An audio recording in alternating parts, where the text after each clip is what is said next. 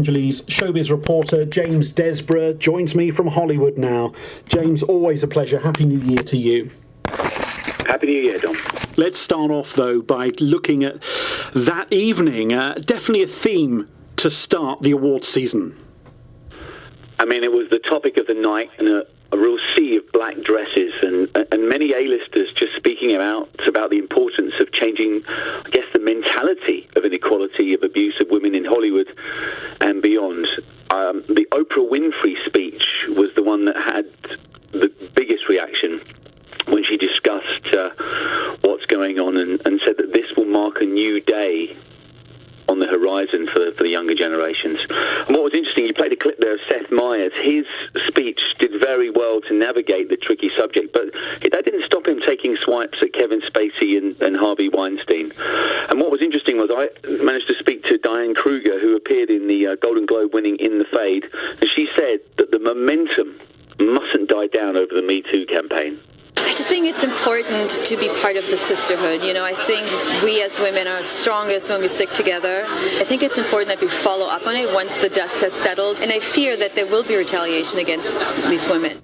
I mean, it's clearly got support from most of the guests and in most of Hollywood. I mean, I spoke this morning to the actor Clark Peters, who's about to appear in a film, Three Billboards, this Friday. He told me how important it is for all actors to show solidarity towards this. Have a listen. I'm glad. I think it was the right platform to make the political statements that needed to be made. I think that Oprah's response was fabulous as well. It's our time in history to make these changes, and so we got to really grab the bull by the horns and get it done. And James, thinking of the men, I mentioned about lapel badges being worn. What was the sense there in that room? Yeah, many of the men felt that they were standing in solidarity with their female compatriots. And even at the after parties, I was at the HBO party, and the guests invited there, all the men were wearing black. And, openly, a lot of male stars were talking personally and castigating Harvey Weinstein by name about his behaviour and the behaviour of others as well. Let's take a look at some of the winners for the Golden Globes. Just take us through some of the highlights.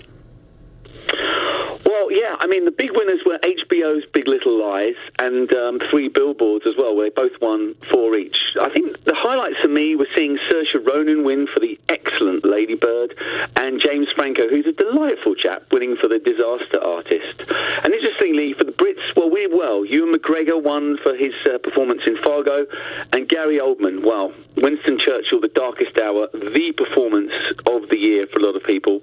And I was lucky enough to speak to him at the Actor Awards, where he told me that he was delighted to finally beat the stereotypes of being a villain in Hollywood. Someone like Chris Nolan will have the bright idea of casting me as Jim Gordon rather than the Scarecrow. But it got to a point where you get typecast. And I got a little sick of being Scary Gary. There's more to the library than just that book. So interesting. Gary Oldman, by the way, we'll be hearing from him as the film comes out on Friday here. It's been a long publicity juggernaut towards the opening, but of course he'll be giving us an exclusive chat about Chartwell, where they filmed much of that production. Just your thoughts on where Hollywood will be this year, 2018. Yeah, I feel that the general feeling from the people in Hollywood is that this will continue. The movement is going to remain alive, and that for a lot of the actresses, they are determined to feel that this is not simply a one and done.